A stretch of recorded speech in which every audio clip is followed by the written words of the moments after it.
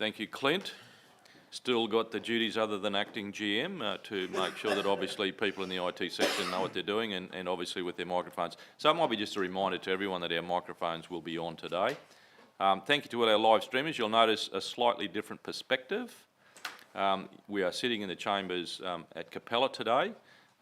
As most will know and some will learn today is that obviously as a council we travel to the localities of, or the townships of Capella, Springshaw and Blackwater in the course of the year to run our meetings in those locations.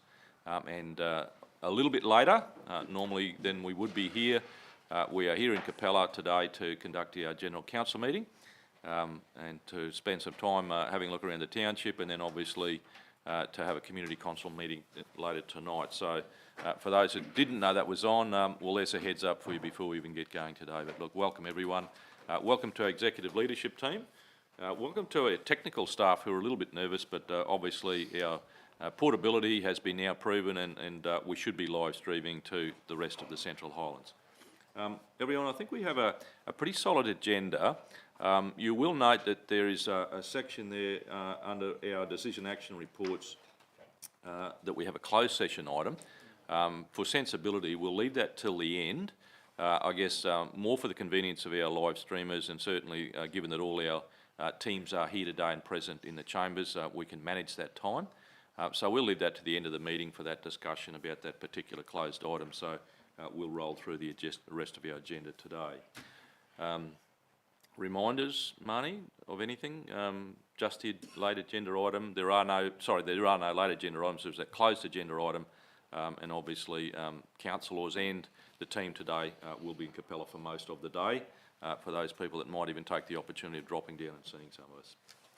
All right, apologies, councillors, I think Councillor Moriarty is on the road? Yes, I just got a text from her to say she's just running a bit late. Okay, Councillor Moriarty will be here. She has had some treatment and is quite painful and I can appreciate very much that she will be taking her time to get here, so understand that. So we will see her when she arrives. Leave of absences, councillors. Anyone requiring a leave of absence? All good. We'll obviously accord that to Councillor Moriarty when she arrives to make sure that that might be the case. Yeah. All good. All right, councillors, into our agenda, the confirmation of the minutes of the previous meeting, which was our General Council meeting on the 10th of August. Would someone like to move those? Moved by Councillor Carpenter, seconded Councillor Burns. So let's do what we normally do and just check those out, please. Is there a proper and accurate record?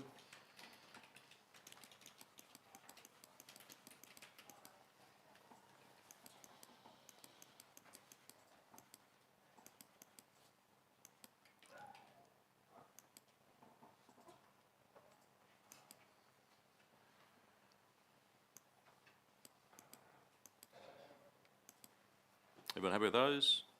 All in favour? Against? Carried. Councillors, thank you. Any business arising out of those?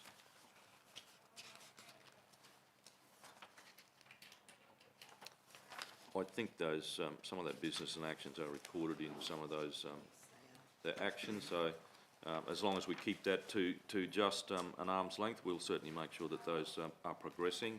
Any resolutions there? Councillors, upcoming agenda items, I just make the reminder, we have a good system going. I guess if there needs to be something that comes onto that urgently or otherwise, there is a process for getting those on there. Councillors, conflict of interest in any of the... welcome, Councillor Moriarty. Before we go to this next agenda item, I've been through the leave of absence opportunity. Are you requiring any leave of absence? No, I don't require it. Yeah, no, thank you. It was just that you weren't present at that time and I just wanted to accord you the same opportunity if there was something you needed, Councillor Moriarty. All right, conflicts, councillors, any that you're aware of? None that you've been made aware of, Marnie or CEO? All right, and as I say, councillors, if there is something, and sometimes there is a conversation that generally heads towards a place where you might not feel comfortable, just make that observation at that time and we'll actually note it here. There are no petitions tabled? Interesting, I did see yesterday in our review of policy that there was a slight change to our policy reflecting the opportunity for people that might speak to a petition in the future. So obviously a good review is, Just made sure that was there. make sure that is actually in fact there, which is, I think, a good thing for people to be able to speak to it. Right, councillors, decision action report. So our financial report is our first one. This is quite a, from a timing perspective, this is quite interesting because normally you might see Helen Kirby in here, certainly under the Acting Manager of Corporate Services, Clint, but certainly Neil is doing that today. So I'll defer to you, Clinton, and then you might introduce Neil. Is that how you want to do it today, or are we deferring straight to Neil? I'm just very conscious of the new roles, and CEO might take that on, yes? Sure, so we're just in transition from one structure to another. Previously, finance was under the General Manager of Corporate Services, but as of a couple of weeks ago, finance is under the new Office of the CFO. So under interim CFO Neil Castles, and our new CFO, permanent CFO, is due to commence tomorrow, councillors. So over to you, Neil. So let it not be said, Clinton, that I did not give you a shot at introducing that, but certainly as it becomes more clear the roles, and that will transition in the next few months, obviously that recognition of those officers will happen. But anyhow, welcome this morning, Neil, and thank you. Yeah, thank you, Mayor. I have to say, normally the finance report's at the last rather than the first item on the agenda. Before we start, I'd just like to say a couple of things, and that's around the changes we've made to the report. So we've included a more comprehensive procurement and outstanding rates report, and we'll continue to, well, hopefully they will continue to be provided and enhanced going forward. We removed the balance sheet on the basis that it does not tell you that much, and particularly in the first month of the year. And really, and that was my decision, I suppose most of these things are my decisions, so more so than anyone else's. But you know, what you really need to know is what's happening to our cash, what's happening to outstanding debtors, which I've already spoken about, and the status of the capital expenditure program. And whilst we haven't spent much in capital, I think it's really a good outcome has been achieved by the end of the first month of the year.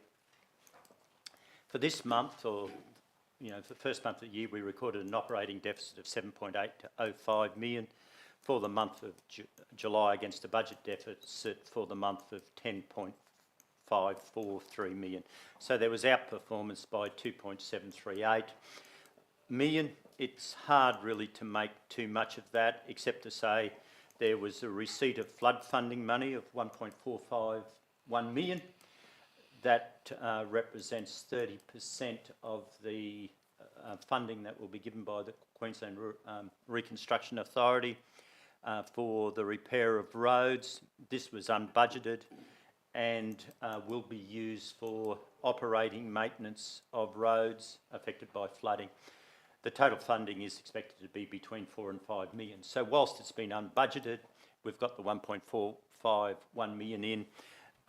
It will be offset by expenditure or operating maintenance expenditure on roads over the course of the year. There's a supplementary rates run has resulted in an extra $250,000 in rates. So this mainly relates to 2021 rates. Helen is currently considering whether we adjust them out and reflect them back in 2020-21. Or 21-22 rates, sorry, I'm getting years mixed up, or it will be retained in 22-23 years, and that just depends what we say to the auditors and so forth, because we need it more for this year than we do for last year around the recording of a surplus. Neil, while we're just discussing the I guess you'd say there's consolidated sort of, I guess you'd say, variations, has the notification that we received from the Queensland Grants Commission in terms of that change, is that any indication of when, is there going to be a recalculation of? I've got some detail on that. Yep. And I'll probably get to that one last. Okay, right, and thank you. If you've got any, I've been in the midst of writing you an email, but that midst of that writing has been over about 7 days. But I'll do a bit of a summary on that at the end, because it is quite important. And then finally, materials and service costs are less than budget by 2.084 million. and they mainly result from delays in commencing projects and stopping outdoor projects because of the rain in July. So, and the main areas of expenditure which are down are consultants, contractors, plant costs, because of those delays or the rain event. So there, where we've made savings. Where there's been increased cost is revenue from main roads on account of the RMPC funding, or the Main Roads Main Roads Works program, is down by 860,000. That is simply because of mainly because of the wet weather events in July. That revenue will be deferred for later months because we'll be still doing the work, and obviously there's an offset against expenditure, and one of the reasons why materials and services cost is down by 2.084 million. And then finally, employee benefit costs are over by 391,000, and that goes back to delays in capital works program, and also there was some contract payments. So that's that. All I can say is it is the month of July, so it is very, very difficult to draw any conclusions for the remainder of the year. But what we can tell you is what we believe the known impacts for the operating result for this year. So there's some things that have happened since 1st of July that will certainly have a known impact on the operating surplus for the year. Now, fortunately, they almost net each other out. So one is, obviously we've had revaluations, and there's either been comprehensive revaluations or indexation done. We're looking at, in say roads, I think there was an 8% indexation of roads, so that's really been quite significant. And the other area where there's been really quite a significant increases has been in buildings. And that really isn't because of the indexation, was because of some of the issues associated with the valuations of the previous year. So if we look at buildings, depreciation has gone up by about 2.4 million this year. But if you went back last year, depreciation went down around that same figure from the year before. So what you would say is, there was issues with and I think generally, officers acknowledge that there was issues with the valuations as at 30th of June 2021. And what this valuation has done is actually reverse them out. It's really quite complex, that. But what we expect is depreciation expense will go up by 3 to 4 million onto what we've had in budget. And the other thing that really is affecting that is roads and bridges. Because of the 8% increase, depreciation expense will go up by $1.4 million. The only other thing I would say just around that valuation process, and it'll come up in audit committee, is I think around roads and bridges, the remaining useful life of the roads to me is far too high. It just, it's around the 46 years. What you'd expect in local government is the roads and bridges to be somewhere, the remaining useful life to be somewhere in that 30 to 40 year range. So it's really something that needs to be looked at. I think Jason is, and what's clearly needed here is a hierarchy of roads, and I understand Jason is working on that. So obviously the other big thing is valuation adjustments and rate category changes. So compared to budget, so whilst the depreciation expense was a negative, these valuations and changes in rate categories will bring us an extra $3 to $4 million this year. So that virtually nets out the impact of depreciation expense, or may even more than net it out. And then the other great unknown, and it will have an impact, is the Grants Commission funding, which will be paid in May, June 2023. Last year we got about 75% as prepayment. We don't know what's going to happen. Sometimes it's 75%, sometimes it's 50%. So if it's 50% we get at 30th of June next year, or prior to 30th of June in 2023, our budget, that will have about a $2 million impact on our budget operating surplus. So that's something that's uncertain. I'll talk at the end of it in a bit more detail about the grant commission funding. So capital expenditure for July was $976,000, which is a bit less than expensive and expected. Rain had a huge impact on that, but more pleasingly, if you look at it, we've got a capital expenditure program of around $64 million. That 15.514 million of that is already committed. So what you're looking at is, besides the expenditure, those commitments represent about 24% of the capital expenditure program. So, that's a real positive for council. And I even have to say, last year, my experience in government and local government, I don't think I've ever seen a council that's got so close to achieving the capital expenditure outcome that this council did last year. So, and cash balances have fallen by $11.3 million in July. That's mainly because we don't get rates revenue until September. Rates revenue for September will be about $54.5 million in actual cash. It may even be more because of the arrears situation.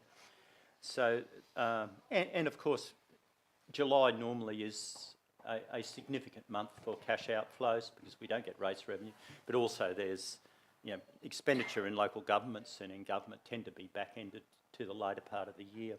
Just hang on. Did you want to ask a question, Christine? I'd go back to the asset valuations, Neil, and actually putting it onto the agenda of the audit committee. Yes. And can we also look at what's happening in subterranean assets? Because there seems to be a lot of pipelines busting in Emerald. Water and that sort of stuff. So it's I suppose that it is the age of the asset, but that's where we're getting to end of life for a lot of things, and as a result, that just leads on to depreciation costs and going forward. So if we can make it a specific item, thanks. Yeah, somewhat surprisingly, depreciation costs didn't go up on the water and sewage assets. And there's, I think I've got it all explained in the paper that you'll get at the audit committee next week. So, and we can talk about it then, because we've got that as a separate paper now, and it will be quite, it will be quite an extensive paper that goes through every issue and item, so that you can get a good understanding of it. Because there was the unfound or included in last year's end of year about roads. What was it, Jason? Your undisclosed assets. Undisclosed assets. So I think that's pretty important that we catch up on that. Thanks. Yep. Okay. So the next one is procurement. The increase in local expenditure and percentages is really quite pleasing. I think still there needs to be a bit of work done around the designation of local businesses, and I think that needs to be a focus. Is what constitutes a local business? Is it a post office box here, or is it they've got a substantial workforce in this region? And the other one is corporate cards are very underutilised for transactions less than 1,000. To me, the really important thing about using corporate cards is that local suppliers can get their hands on cash within a day or so, rather than waiting 30 days for a turnaround of an invoice. And there's so much less administration involved in it. Yeah. It's not to say that the processes aren't right, but raising a purchase order and that requires a fair amount of administration. We've also outlined there the initiatives for the 22, what's happened in the past year, what we're aimed to achieve in the next year, and there's going to be a focus on improved compliance, greater understanding of conflicts of interest across the organisation, more knowledgeable procurers across the organisation, the improved contracts and more supplier panel arrangements and better engagement with local suppliers. And whilst there is, we focus on trying to get more local suppliers, we need to better understand what their needs, what their wants are, but also what their capability is. The debtors, I think it's fair to know everyone's aware of the size of the debt outstanding. There's more than 1,000 debtors over $1,000. We have assigned a staff member, and there'll be more working on it, that is now totally responsible for debt collection. Progress around the debt collection will be reported to Council, and it will be very interesting to see how many ratepayers actually pay their rates as a part of this rates notice that goes out, because we did some informal phone calls, and to some very large businesses, and they seem to be around that Blackwater region, and they weren't aware. They can't. They've gone through their records, and they believe they didn't get a rate notice for the last period. So that may cause some angst when they find out they've got very large debts. No doubts they haven't paid, but it's that lack of awareness. So that's about all with the finance report. I'll just go back to the grant funding and some questions around it. If Council had maintained its share of the general purpose grant that it had in the past, so the share was 2.04% in the past. It's now fallen to 1.54%. Council would have got 8.312 million in the general purpose grant. It ended up getting $6.291 million. So your share fell by a bit over $2 million. And the real reason why you got a better outcome than what you thought was that the grant paid for by the general purpose grant paid by the Commonwealth was 8.5%, where it would have been budgeted around 2.5. So the new government has been, what they would say is very generous around the general purpose grant. Obviously local government would say something different, but so there was an 8.5% increase, but you actually got a reduction in your percentage of the grant that fell from 2.04 down to 1.54, and that made a $2 million difference. The flip side is, on a positive note, you now receive an increased share of the grant funding. The state grant on roads, on the road funding component of the grant funding, the state grant increased by 7.7%, and you got an increased share of that, and that means that you receive 4.24 million, whereas if you had maintained the same share as you had last year, you would have got 3.546 million. So overall, what's happened is that because your share of grant funding is reduced, you're $1.3 million worse off, and over the next 2 years, that share of grant funding, or whatever it is going to reduce over those next 2 years. So it's really around general purpose grant, you've been hit hard. The road funding has been more generous. So... Can I just add to that?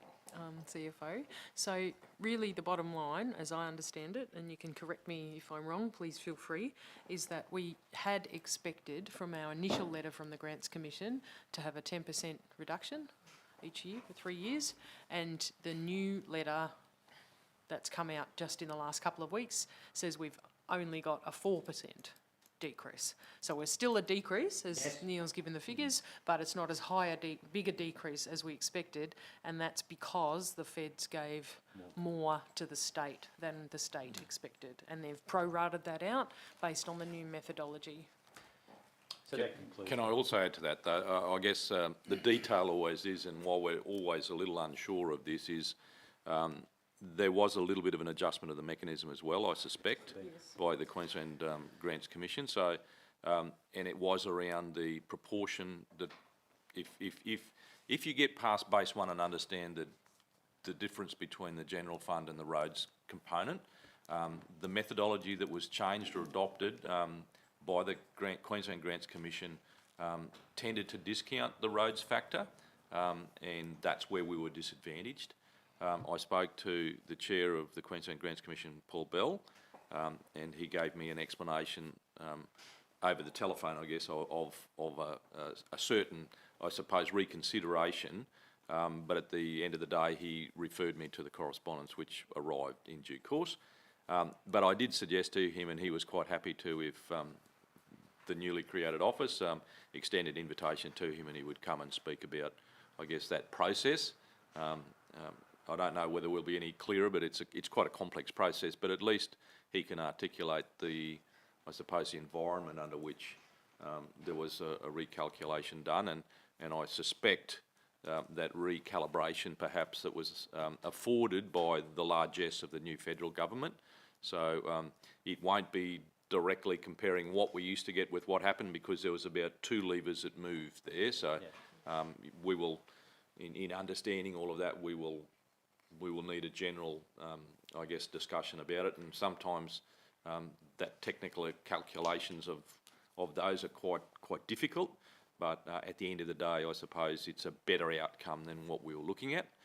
However, noteworthy, that is subject to change. So if there was another reconsideration or calibration of those funds in the 3-year period, well then obviously our long-term financial planning would be adjusted accordingly, because we had I think a projected $26 million, I suppose, hole in where we would have seen ourselves in 10 years' time. And I guess now at these sorts of things, let alone the timing of the payments and the quantum, that will have some sort of influence. So I suspect it's a very fluid position, but I guess as long as it's a little more positive than the outcome we were given before, I'm happy with, but I'd rather understand it properly than actually just be impressed by a certain change this year. So, yeah, I think the key thing there was the roads. There was always a roads element in the general purpose grant. That's been taken out. yep. And that probably affected your general purpose grant, but it improved your roads grant. It did when the proportion of the roads goes in there. The population obviously affects your share of that. Yeah. So taking it out gives us a better go when it's actually calculated in the roads proportion of that. So, and I don't pretend, if I sound like I'm really smart, it's only because I've had a phone call in the last 7 days, and before that I didn't have that knowledge. So I think it would be useful that we can all have that if Paul can come and share some of that with us. So thanks, Neil. That's it? That was the end of it? Sorry, questions. Yeah, sorry, Councillor Moriarty. And just bear with me too, Janice, I'm getting used to where we're sitting, so good. Yep. All right. Thank you, Janice. Councillor Moriarty. Yep, good morning. Thank you very much, Neil. First off, I did want to say that over the time I have been asking for some more pie graphs and some more colour and some visual, just to help me understand the financials better as well. So, but thank you very much. And I just have to note the little on pages 44 and 45 for the operating statement, income, sale yards and aerodrome, I should say. I noted that you put the green dots there, and yellow dots and the red dots. So thank you very much. It's a great visual way to actually, when you're trying to go through a lot of information, just to note they're the points to look at, and they're usually the ones that you've made some commentary around as well. So thank you very much for that. I also wanted to say thank you very much for all the work you've done on the procurement. But I did have one a question, I guess, is I noticed that you've done all this extra great work with monitoring the ageing, analysis of rates and water, that sort of thing. One of the things that we had when we were doing our financial training recently, which I've found I needed a bit more clarity around, was that the gentleman said that to break up our actual income into 3 areas. So what comes in as funding, what comes in from commercial operations, and then what comes in as rates and fee charges, so that we've got a really good understanding of where that income's coming from, and then we can see, you know, through the great reporting how it's distributed and used over the time. And I was just wondering if there was an opportunity where we could actually, and sorry, other councillors may not think it's a good idea, but I was just thinking it would be good every quarter if we could even just see what funding to date has come in that's external funding, what funding's come in to date from commercial, and then what funding's come in to date from any fees and charges and rates. And Yep. I just feel like it would be good just to have that, so you can be monitoring how that's tracking as well. Yeah. Just to I would feel that would complement all the great reports that are being done. So thank you, Mr. Mayor. Yeah. Councillor Moriarty, page 53 tends to break that up in a form. Now I will talk to Helen about maybe providing it in an improved way. But if you go to page 53 and you look under operating revenue, it does tend to do that, but we will tidy it up. So if you've got rates, levies and charges, that's your rates and water. Fees and charges are the fees that you may request for various services that you perform. Your sales of goods and major services, they're the airport and the sale yards, and also Jason's RMPC funding, which is the main roads funding. And if you go down further, you've got rental income, which is rental property income, interest received, and then you've got your grants, subsidies, contributions down the bottom. So we'll get it changed around, and maybe I'll get Helen to look at putting it in a graph so you can see where we are against where we expect to be. So it's there in its bones. We'll try to tidy it up and get it in that format. Thanks, Neil. And just on that, I was going to ask a question, and I know it's early days, clearly in annualised figures, but in water, through you, Neil, and probably to Jason, but I mean, in terms of water utilities, Jason, would it be useful? It's always going to be in some of those cases where, you know, obviously there's levies around usage, that we could have something that might actually show us, like cyclically, this is obviously under an underperformance, I guess, in terms of, but obviously the timing of the business when those notices are issued, that will change. Whether we might just have a little bit of a graph that shows you the usual pattern of income in a year that just might show you the difference. So I'm not saying you can't read the narrative and understand it, but if there's a graph, and I think if you refer to the airport stuff, we're generally say, let's for instance say the passengers, there's a projected passenger numbers and a seasonal sort of a curve. If we could have that with the water utilities, it might just show seasonally how those things are different as well, and also the fact then you might see a trend in either climatic conditions that impact water use and or a number of factors. Well, they certainly impact sale yards. Yeah, that's for sure. So it just might be against the pattern. So then it's easy to see, I guess, if you're looking through to on a very superficial level, you can see, well, You know, I know there's a gap there, but that's traditionally a low part of the curve, and then we can expect that change. If it doesn't, then we can have a report that says, hey, look, by the way, this trend is not moving back where it should be, or it's slightly under or over, and they're the sort of, you know, moving factors that are important, I guess, yeah. Yeah, thank you, Mr Mayor. Definitely can take that on board and work with our rates and finance team to develop a report. Obviously, similar to general rates, water rates are income twice a year, so there is a spike of income in those periods for water that's consumed probably 6 to 12 months prior, based on the water meter reads and timing of the actual rates notice. So, yeah, we can provide some information on that, and obviously you would see just prior to the income, you would expect the water business to be running at a bit of a loss until that income comes, and that they sort of equal out. So happy to work on a report that shows that. Just indicative, I mean, just so it shows those indicative curves, yeah. I wouldn't think it needs to be every month, but certainly every quarter, if we could just see that sort of a curve. Yeah, and I think that's probably right. There should be more comprehensive quarterly reporting than there is monthly reporting, and so forth. And yeah, it's great to get that feedback, because quite often finance provides stuff or information to you that they think you want, rather than fully understanding or appreciating what you want. And if I can, Mr Mayor, just while I have the microphone on, just in case there's anyone from QRA listening in, the reconstruction money goes to reconstruction, not maintenance. While some of them are maintenance activities, it is reconstruction of the assets that were damaged during the event. So yeah, so there'll be some additional expenditure which will come with that additional revenue through the BR process. Okay. Through the chair, at this stage, there's no betterment. We have just been issued a notice from QRA that betterment is now open for submissions, and we'll go through that process. Okay. Excellent. Thanks, Jason. Thank you, Neil. Any other questions for Neil on that report?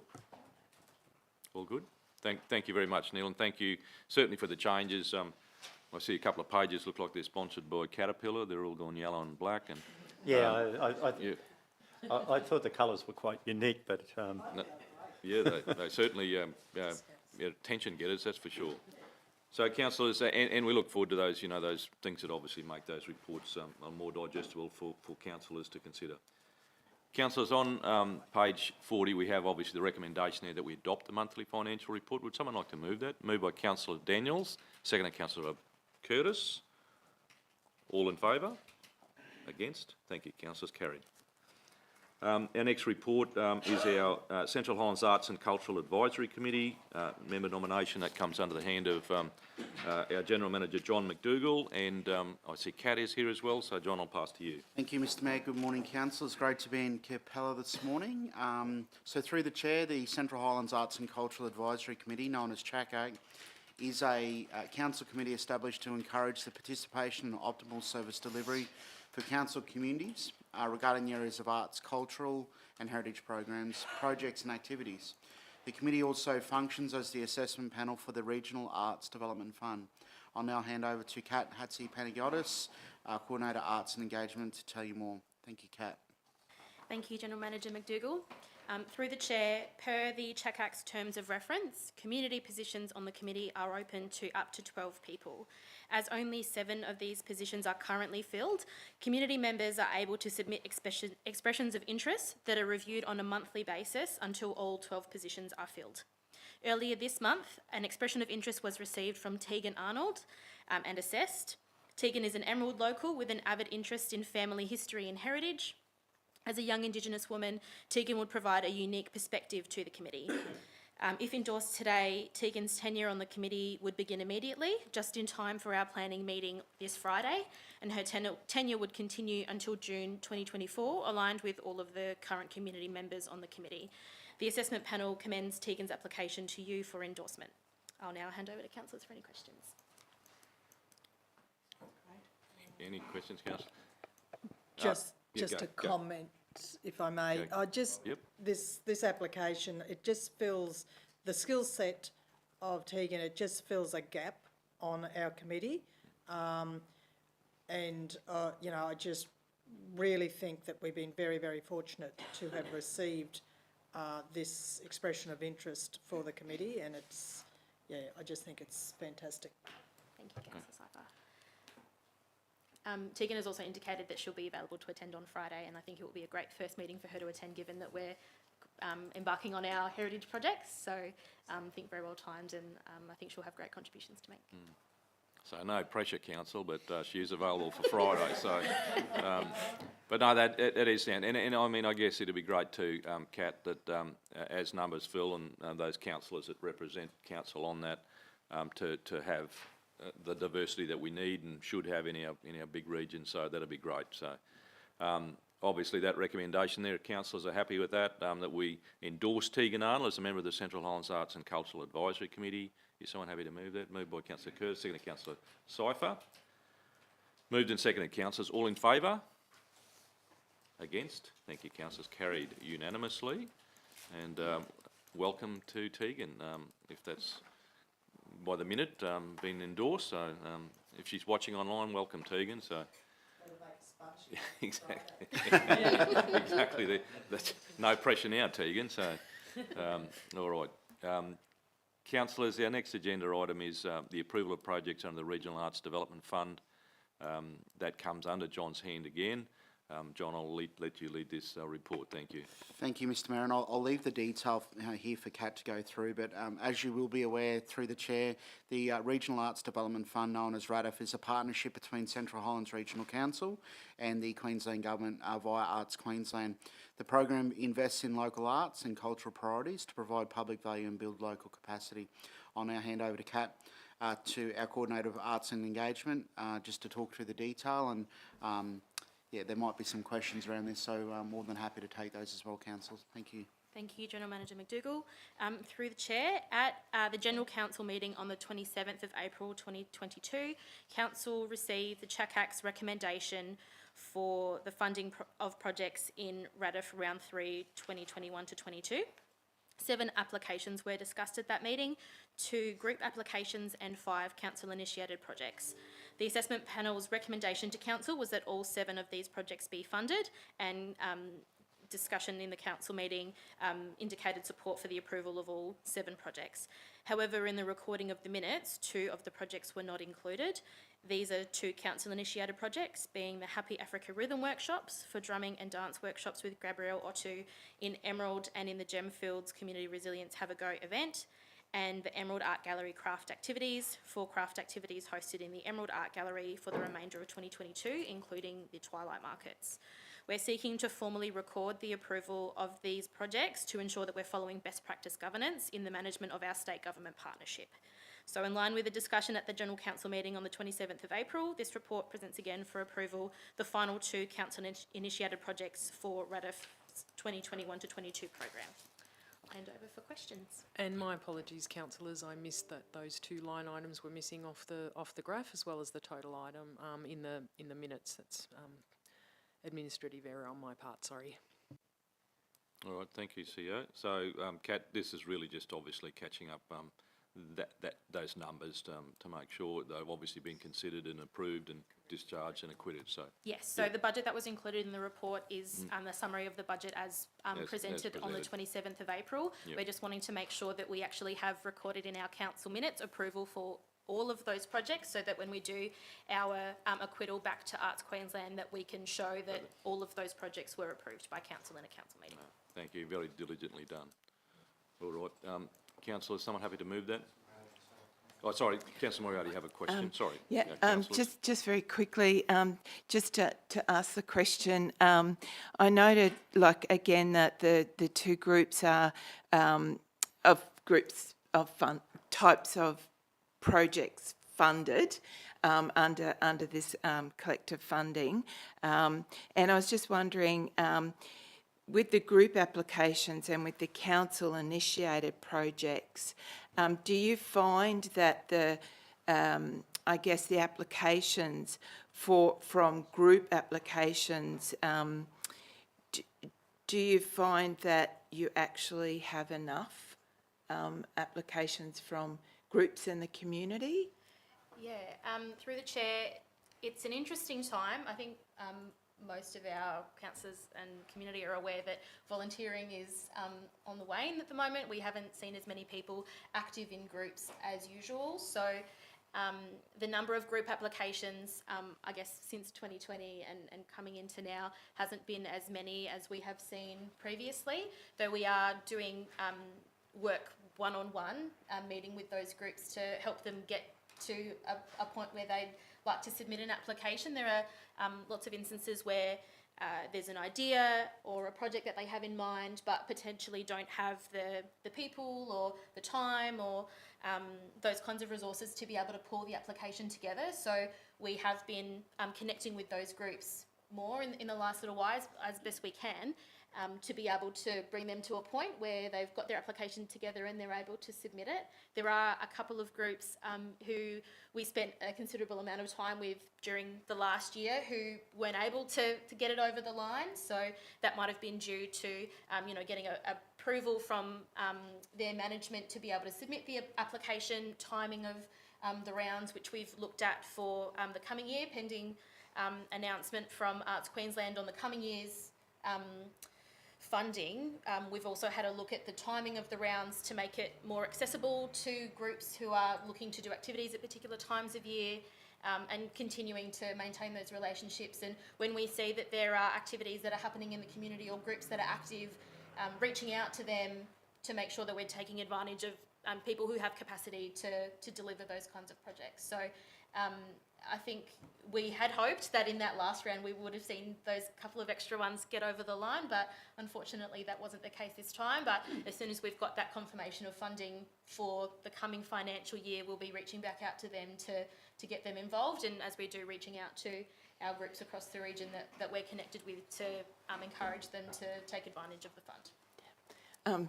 Thank you. My only other question there was really around, which I think you've answered, that over COVID really there's probably been less group applications and therefore those council-led projects are in there. Otherwise it would probably normally be more group applications.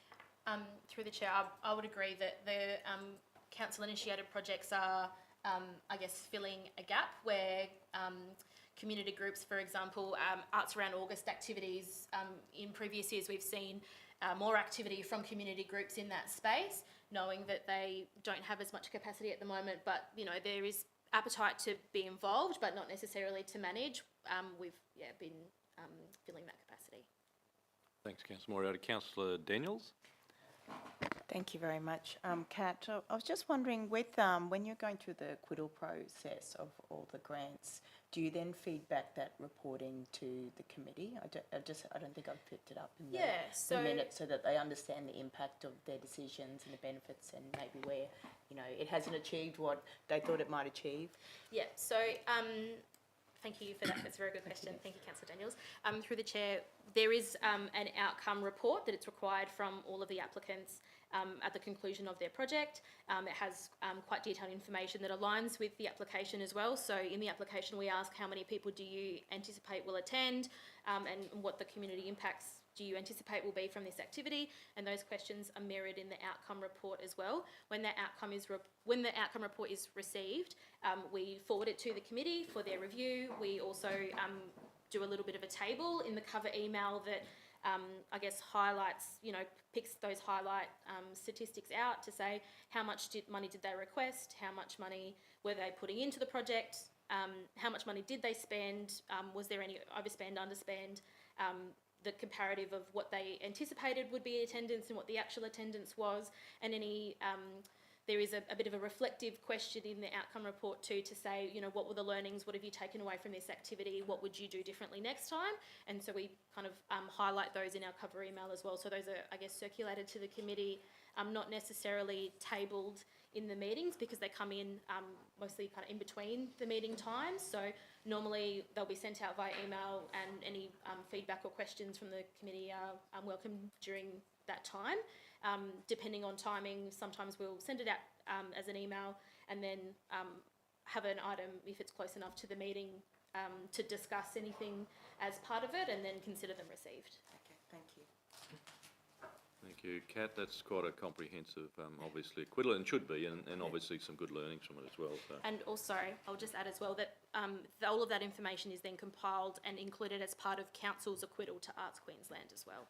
So it feeds right back up to Arts Queensland. Thanks, Kat. Councillor Seifert. Thank you, Mr Mayor. I will acknowledge that this report is about correcting an administrative error and not about the committee, but I will just add onto what Kat said about the reporting back the acquittal process. As the committee, we've done a lot of work on improving that process over the last couple of years, and yeah, it is now a very tight process, and that's due to the leadership of the team and the committee that is now a great process. Thank you. Thank you very much. Thank you, Kat. Thank you, councillors. So, councillors, that recommendation is there. And obviously just slightly above that, you'll see that it's seeking approval for those two projects not being recorded in the minutes of the 27th of April. So the recommendation reads that we approve those fundings. So it sounds quite formal, but it is in fact going to be retrofitted back into those minutes so that they actually then can be applied as per the acquittal requirements. The recommendations from the 8th of April for the following Regional Arts Development Fund 21-22 round 3 applications. So that's the Happy Africa Rhythm Workshops and the Emerald Art Gallery Crafts. Someone happy to move those? Moved by Councillor Brimblecombe, second Councillor Moriarty. Moved and seconded, councillors. All in favour? Against? Carried. Thank you, Kat. Thank you very much, councillors. Thank you. Councillors, as we said at the start of the meeting, the item under the decision action reports in respect of the closed session item we'll leave to the end of the meeting just for sensibility. So we move along now to 13.4, which is sits under Acting General Manager of Customer and Commercial Services, Solomon Kloppers. There are a number of record of proceedings around certainly a whole host of community consultation that Council and community have had just recently. And for purposes of not cutting down on Solomon's screen time today, given that he is actually in the bleachers as well, but I guess if he could introduce Rebecca, and we might just roll through these record of proceedings rather than go back to each of the agenda item lead-ins. So thank you very much. Solomon, if you could kick us off. Thank you. Good morning, councillors, to the chair, officers and online viewers. We have a number of items this morning requesting that Council received a record of proceedings from community consultation forums held over the course of the past few weeks. Council will note in the papers the records of proceedings of the Willows, Bogentungan, Anarchy, Sapphire, Claremont, Rubyvale Road and Lockington. I ask Rebecca Brosnan, our Manager of Customer Service, to present these items. Thank you. Thank you, Solomon. Thanks, Beck. Thank you, General Manager Coppers. Through the chair, and welcome and good morning, councillors. The reports before you present the record of proceedings for community consultations held across the region in the following communities in July and August. As Solomon indicated, the Willows, Bogentungan and Anarchy forums were held on the 19th of July, noting that several actions from the Bogentungan forum were logged as customer requests. The record of proceedings for Sapphire and the Claremont Rubyvale Road were... didn't put down my date.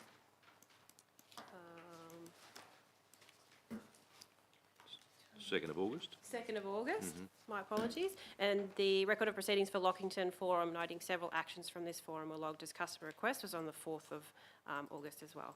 So I take the reports as read and we'll hand over to councillors for questions or comments. All right. Do we want to start at the, or councillors have questions? I guess in context of all of the record of proceedings in terms of the content, our agenda item only deals with adopting them, but I guess in terms of some of the actions, we have made a note of weeds at each of those locations. We really do need some response and I guess good or bad, but I guess some clarity about potentially weed control more broadly. I'm not picking one out. There'll be others that councillors might find here, but certainly our approach to FBA and others, other natural resource groups in the region, just a bit clarity about what is around, rather than us acknowledging it without actually providing a solution. So we've been doing it on the basis that we're making sure that constituents know that we're aware of it. It's probably not great that we're not necessarily able to do a lot about it. We provided the information, I guess, in most cases, but I suppose it's around that coordination, perhaps a bit of an approach to it that, you know, whether it's a guest or a partnership or whatever, but we need to probably just advance that a little bit as an action. So. Through the chair, would you prefer as a council and councillor group for me to come back with a report style on something that we could move forward with? I think we would, and I think it can be, and my expectations aren't that you'll have all the answers, but it'll be a case of being aware of who's doing what and what funding is available, at least in the first instance, so we can report that back in a kind of a feedback to those people that we spoke to. So that'll be great. Thank you, General Manager John. Councillors, back over to you. Sorry. Sorry, Councillor Rolfe. Yep. So just on the Willows one, back on page 87, it's stock routes, not routes. That's just a spelling thing. Also from the Willows one, that we have had a workshop or meeting in Anarchy with telcos, with NBN and Telstra recently. So we had representatives from Willows at that, from the planning reference group, Gemfields planning reference group. So that is in process now.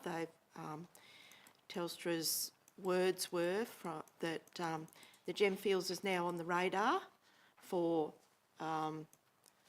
as part of a regional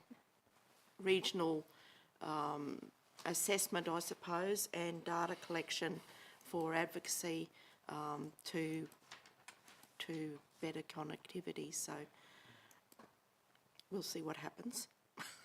And on the weeds, there will be a further stock routes meeting, and we will continue to the advocacy on weeds through any of the groups that we're involved in. So it is, and I think through you, Mr. GM, that we'll be able to get something together, because there's too much more. And through the chair, what I will do, if councillors okay, I will certainly consult heavily with you, Councillor Rolfe, through that process and your links with some of those other groups as well. So I'm pretty well aware of what's happening there, but just if everyone doesn't mind, I will definitely talk with you quite heavily on that as well. Thank you, John. Councillor Daniels. Thank you. Just a correction for the Sapphire minutes. In the Page, Megan, if you can get it. I'm getting there. Page 4, business signage. It's just got me saying about signage compliance prevented. It was availability. It was a very noisy hall, so I understand how this has happened. A lack of available staffing in the compliance unit that stopped that process back at that time is what is needing to be reflected. Thank you. Thank you, Councillor Daniels. Through the chair, was that item 12, the Gemfields Community Reference Group, and specifically the sign? Oh, I'm going right to the minutes. Yeah, just here. Number 7. Thank you. Thank you. It's page 116 of that number 7 action on the page 4 of the actual notes. But 116 in your agenda is the business signage. Yeah.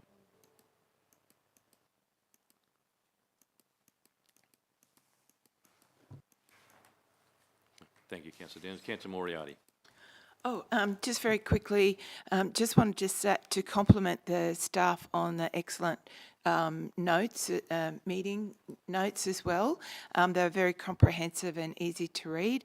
I didn't attend the meetings, but it was great to read the notes. And I think the only other thing, Mr. Mayor, that I noted that came out of a trend that seemed to be coming through was also around like rubbish and transfer stations. But I realised, as you quite rightly said in the minutes, that that's that we're working through the waste management planning as well to work with communities across the region. So that was the only other thing I noted.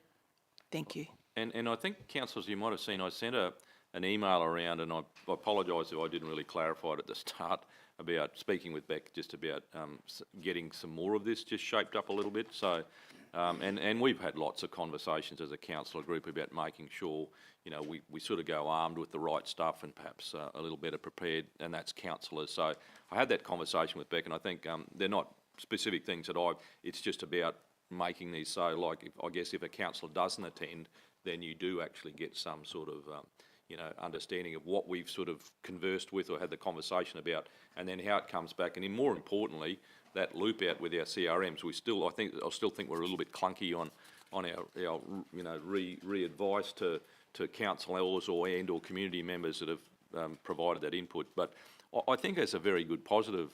And responding to you, Councillor Moriarty, you know, I think our community are really keen to see us do a really good strategy on waste, if I can use that term. I mean, people are willing to invest in the value proposition as long as we get that right.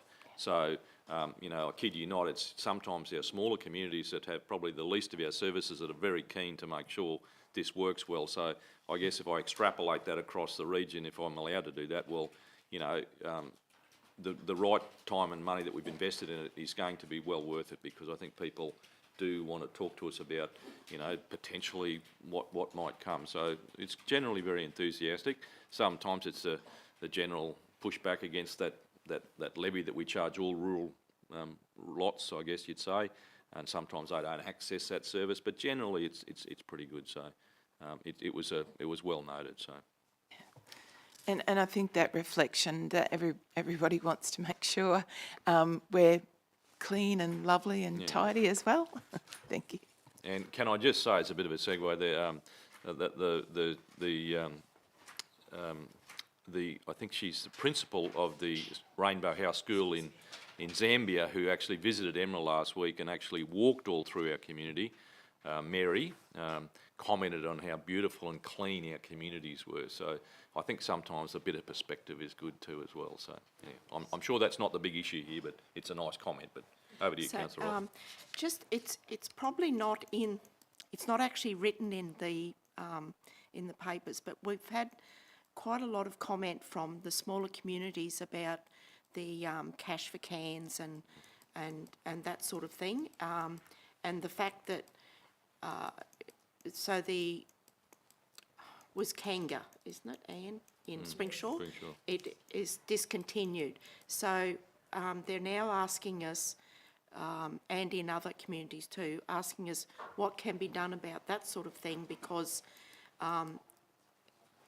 communities can't really afford to take all their cans and bottles and things to Emerald to get the cash. I mean, it's all very well for the very kind donation of, you know, a whole transport, a whole truckload of cans taken up to Emerald by Mr. Main, but it doesn't happen in other communities, and they're really asking how we can do something for communities and for community organisations to actually be able to collect the cans, get the funds for their schools, for their kindy, for their whatever. So that's right. That's, I guess, thank you, Councillor Moria, for those comments, because I think that's a really good litmus test for Beck and her team and note-taking.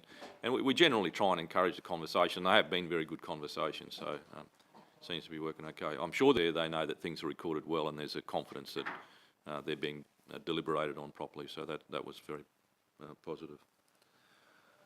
All right, so I think, Councillor, happy with that? Thank you. All right. Well, look, I was just going to, if I go back to the actual, I'm trying to actually, I've got two lots of reports opened here. The record of proceedings, I think each has a resolution, I think, in each part. So if you can just bear with us, we'll go through those. So the first one actually is on page 80, which is the record of proceedings for the community consultation at Willows. So the recommendation is there, the receival of those record of proceedings. So someone happy to move those? Moved by Councillor Daniels, seconded Councillor Brimblecombe. So moved and seconded councillors, all in favour? Against? I'm really missing having someone on a screen. I've been so used to it just lately, but yeah, it's all here. I'm just getting the dial on. So that's carried. Now scrolling ahead quickly. 13.4.2 is the record of proceedings for Bogan Tungan on the 19th of July. And that recommendation then, obviously, as Beck just explained, the CRMs are recorded at each of those recommendations, held at the Bogan Tungan Railway 2 rooms. And thank you, Councillor Cypher, for we obviously got a good look through the work you've done there next door. It was fantastic. That recommendation there, someone happy to move that? Moved by Councillor Cypher, seconded Councillor Carpenter. All in favour? Against? Thank you, councillors. Carried. Sound of furious scrolling. 13.4, I just find it really hard to scroll on this tin can thing. Record of proceedings for Anarchy on the 19th of July. And that's just obviously the recommendation to receive those. Someone happy to move those? Councillor Burns, I've got you. Moved by Councillor Burns, seconded Councillor Curtis. All in record of proceedings for the community RMs and certainly the following up. And that dog issue, I think we didn't problem station there. So there's a couple there, 3 there. Someone happy to move those? Moved by Councillor. And having used all the battery in this mouse. Record of proceedings for Clermont Rubyvale Road on the 2nd of August. That there involves some CRMs there as well. There's 4 of those. Held on the banks of Teresa Creek there. Councillor, someone happy to move those? Moved by Councillor Cypher, seconded Councillor Carpenter. All in favour? Against? Thank you, that's carried. And councillors, our last record of proceedings is from Lockington, where you get the most scrutiny on your budget. And that was probably something. Absolutely. So the connectivity out there is good when it comes to our budget documents. But that was from our meeting on the 4th of August. There are some CRMs there as well. Councillor, someone happy to move that? Moved by Councillor Brimblecombe, seconded Councillor Burns. All in favour? Against? Carried. Right. Councillors, that is it. Before we go to morning break, and in order to, I guess you'd say, complete our meeting and for sensibility, we'll move that we go into closed session to deliberate that item, which is 12.1. So if someone would move that we go into closed session, moved by Councillor Carpenter, seconded Councillor Moriarty. All in favour? Against? Thank you, councillors. So we'll just wait till our live stream is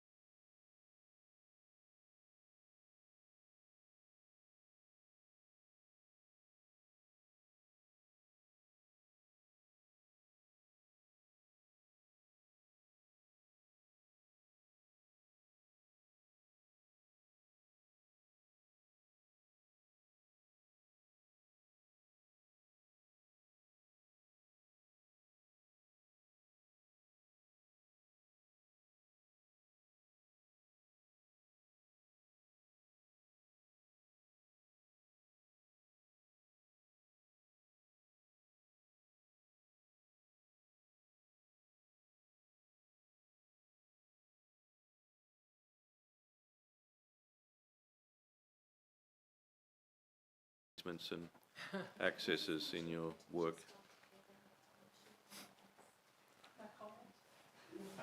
All good. All right, welcome back, everyone. Councillors, we are back into open session. Our live streamers have access to our meeting again via live stream. So, councillors, we have a resolution here and a report just to, deal with the water treatment plan in Dingo. That recommendation is just an amendment to a resolution previously passed by council, but seeking to amendment under the sections 262 of the Local Government Regulation 2012, and to obviously add some land or to progress the acquisition of additional reserve land and its freehold conversion through the Department of Resources. Approved to progress the acquisition of part of the land identified under Lot 42, which is owned by the Telstra Corporation, and with some reservations there about encroachments, and the acquisition of an additional lot in private ownership, and the delegation to the CEO to obviously undertake that due diligence and, coordinate and negotiate the terms of any purchase of that land. So, Councillor, someone happy to move that? Moved by Councillor Brimmelcombe, seconded. Councillor Moriarty. All in favour? Against? Thank you, councillors. Carried. Right, councillors, that brings us to general business, if you have some. My notes thereof. All good? Oh, sorry, Councillor Daniels. Thank you, Mayor. I just wanted to make note, I attended on behalf of Council the 10th anniversary event for CQ Pet Rescue, and in that event the committee of CQ Pet Rescue made special mention of the rangers, the council rangers, and the hard work they do, and in addition to that, the great relationship that has been built between council and that service to be able to save so many lives, animals' lives, and rehome. There was a number, the number is 1,309 cats and dogs that have been rehomed in the last 10 years through CQ Pet Rescue with the support of council. So it is a really big, great achievement as well. Thank you. And also I want to make a special mention around the Gemfields Festival as well. The first time with a new format, and it was delivered across all the Gemfields communities by the community members, and it achieved a really great result. So there was one a comment I heard that it was obviously a long-term local said it felt like the Gemfields of the 80s, and there was obviously a great vibe across that 9-day period with all the great events that was put on by the community. So well done to the Gemfields. Thank you. Thanks, Councillor Daniels. It's a bit of a blur the last month, isn't it? It has been just about so many events at council, and thank you, councillors, for making the time to attend a lot of those things. So, all right, no other general business? Well, councillors, that being the case, I'll declare our meeting closed at 20:27 a.m. I know Councillor Cypher's got some interesting things for us to see today, I'm sure, and to get around our community here, and obviously our community consultation this afternoon. So thank you to all our executive leadership team. Thank you for our team that have been making sure that we can live stream today, and thank you to all our live streamers for actually dialing in. So